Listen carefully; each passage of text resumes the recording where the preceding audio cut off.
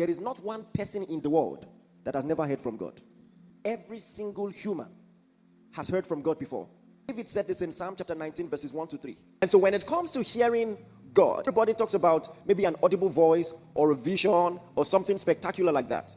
I've told you it doesn't have to be spectacular to be spiritual. You must learn to pick the non-verbal cues of God. And in communication in general, there are non-verbal cues. Even more powerful, visual cues. Even in our day-to-day interaction, there is skill in communication. And so the same way in marriage or in relationship, you must learn non-verbal cues. You must also learn non-verbal cues in deciphering what God is saying to you. God will speak to you many times without words. And you must learn to interpret even the silence of God. What is God saying when he says nothing? Romans chapter 2 from verse 14 to 15.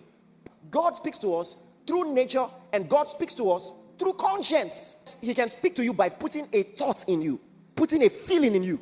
And that's why as a child of God, if you prayed about something and the more you prayed about it, you lost your peace. Hey, pause it and inquire.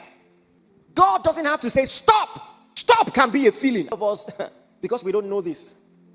We tend to frustrate spiritual experiences when God is trying to communicate with us. You think God has to spell out everything. And I've told you, the spectacular encounters you've been praying for, if they happen, even if they happen as dramatically as you want them to happen, if you lack discernment, you still won't get it. If God thunders from the sky, you will only still hear it from your spirit. In understanding God, experience will be very important.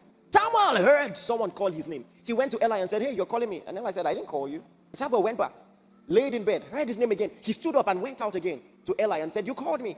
And he said, I didn't call you. But the Bible says, Eli then knew he was hearing from God. Eli did not hear anything, but he could interpret more than the person who was hearing. One of the most powerful things in this story is this.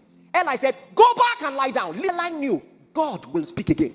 Do you know that experience? It just tells you about the patience of God. Listen, if God tried to guide you the first time and you didn't pick it, he will try again. He's a patient teacher, a patient instructor. That's the God of the Bible. God is always speaking.